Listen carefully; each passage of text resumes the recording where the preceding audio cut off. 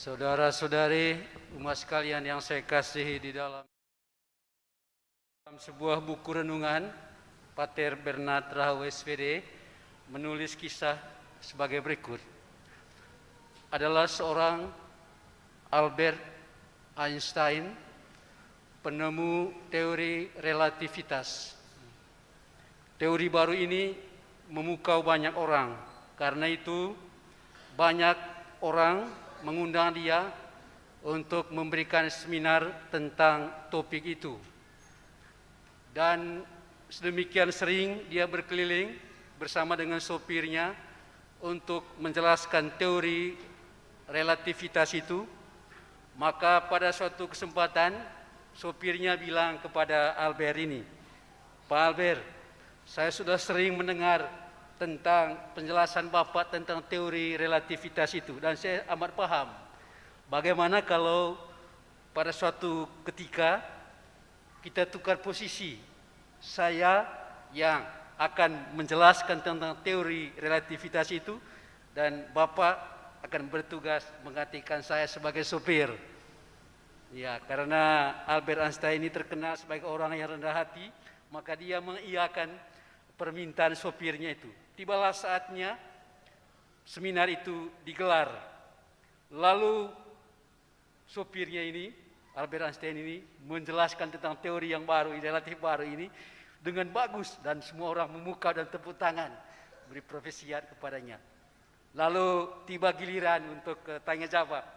Lalu dari sekian peserta itu ada yang amat cerdas dan menikmati atau menyimak dengan sungguh-sungguh apa yang dijelaskan oleh sang sopir itu. Lalu dia memberikan pertanyaan yang sulit kepada sopir itu.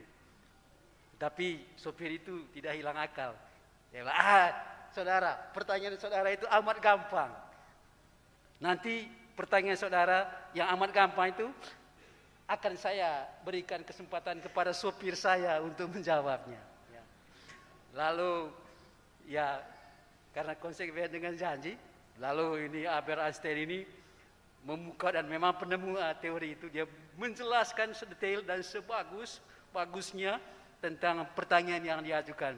Lalu sang pemberi pertanyaan itu memberikan aplaus juga. Terima kasih atas penjelasan yang begitu bagus dari Albert Einstein ini. Saudara-saudari yang terkasih di dalam Tuhan, kiranya aspek kerendahan hati itulah yang boleh kita angkat di dalam Injil yang baru saja dibacakan tadi. Kebiasaan orang-orang Yahudi itu, kalau mereka mengadakan perjamuan, dalam perjamuan itu yang diundang adalah orang-orang atau teman-teman di antara mereka saja. Ya, misalnya kalau orang Farisi buat pesta, yang diundang itu adalah ahli orang-orang Farisi, lalu ahli-ahli Taurat membuat pesta, lalu orang-orang Farisi yang diundang. Jadi di antara mereka saja. Lalu pada suatu kesempatan orang luar mereka undang, dan yang diundang itu adalah Yesus Kristus sendiri. Sebetulnya target atau tujuan mereka itu untuk menjebak Yesus. Jangan-jangan Yesus itu akan melakukan sesuatu yang melanggar hari Sabat itu. Pada hari Sabat itu orang tidak boleh berbuat sesuatu, orang hanya pakai untuk beribadah atau memuji dan memuliakan Tuhan. Lalu pada kesempatan itu apa yang mereka harapkan itu justru salah sasaran. Yesus itu justru pakai kesempatan itu untuk mengamati situasi. Semua orang yang datang ke pesta itu justru berlomba-lomba untuk mencari tempat yang paling bagus, tempat terhormat itu. Dan Yesus melihat semua orang Farisi dan ahli-ahli Taurat yang hadir, yang undang datang ke pesta itu, justru berlomba-lomba untuk mencari tempat yang terhormat. Dan karena itu Yesus pakai kesempatan itu untuk menjelaskan kepada mereka, ya, bahwa kehormatan itu, mendapatkan tempat yang terhormat dalam perkumpulan seperti itu, tidak ditentukan oleh posisi sosial, posisi keagamaan seperti ahli Taurat, orang-orang Farisi itu. Tapi justru ditentukan oleh bagaimana dia sendiri menghayati hidupnya dalam segala kerendahan hati. Ya, jadi posisi itu atau kehormatan itu bukan sebuah hak yang harus diterima, yang wajib kita terima, tapi pengakuan dari orang lain terhadap apa yang kita lakukan. Semakin kita berbuat baik, semakin orang menghargai kita dan semakin menghormati kita. Sehingga seperti saya katakan tadi itu, kehormatan itu bukan sesuatu yang wajib kita terima atau hak yang harus kita terima, tetapi sebagai konsekuensi dari bagaimana kita menghayati hidup kita. Dan pengakuan itu datangnya dari orang lain. Dalam kehidupan bersama, orang yang dianggap pintar, orang yang dianggap suci, tidak dinilai oleh dirinya sendiri, tapi justru orang lain. Nah, itu yang Yesus harapkan dari lawan-lawan politiknya, orang-orang Farisi dan ahli Taurat ini, supaya mereka tidak usah begitu membanggakan diri, merasa diri sebagai orang yang hebat, karena itu juga harus mendapat posisi atau tempat yang hebat, tempat yang terhormat di dalam pesta atau perjamuan seperti itu. Lalu Yesus juga di dalam peristiwa seperti itu, bahwa di dalam perjamuan seperti itu Yesus juga mengkritik kepada mereka sebetulnya, bahwa di dalam perjamuan seperti itu jangan hanya diundang orang-orang yang hebat, teman dekat, keluarga, sanak famili dan lain sebagainya, tapi juga lebih berharga itu undang orang yang tidak punya posisi.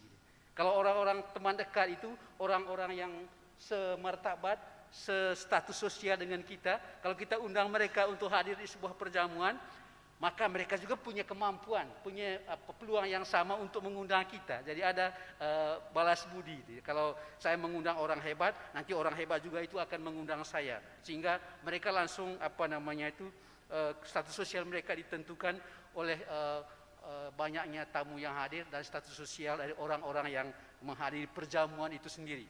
Tapi Yesus bilang, jangan undang mereka seperti itu, karena kamu akan mendapatkan ganjarannya langsung pada saat itu juga. Berarti kamu ini mencari ketenaran sebagaimana orang-orang di dunia ini mencarinya.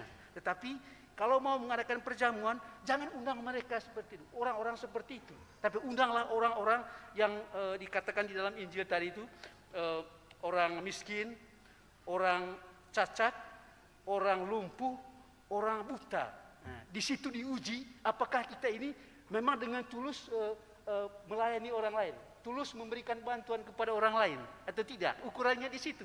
Kalau orang-orang yang hebat tadi itu, mereka bisa membalas apa yang kita berikan. Mereka bisa melakukan seperti yang kita lakukan. Dia bisa membalas mengundang kita. Tapi orang-orang sederhana ini, ukuran bagaimana kita melayani. Harus dengan tulus memperhatikan kepada orang-orang ini.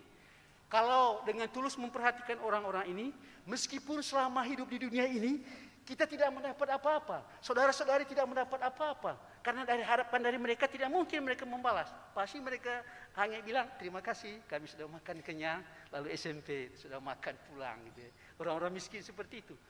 Tetapi dengan memberikan pelayanan yang tulus kepada orang-orang seperti ini, ganjarannya tidak diberi, tidak diterima waktu kamu ada di dunia ini, tapi justru kamu terima dari Allah sendiri. Maka amat relevan apa yang dikatakan dalam bagian akhir tadi dari Injil ini.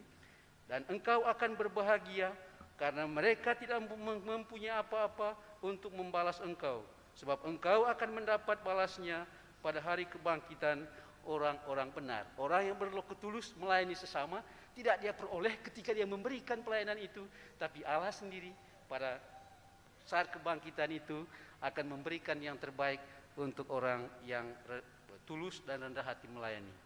Saudara-saudari yang terkasih di dalam Tuhan, semoga oleh Injil ini kita terinspirasi untuk menghayati hidup kita, untuk bersikap rendah hati dan juga tulus dalam melayani.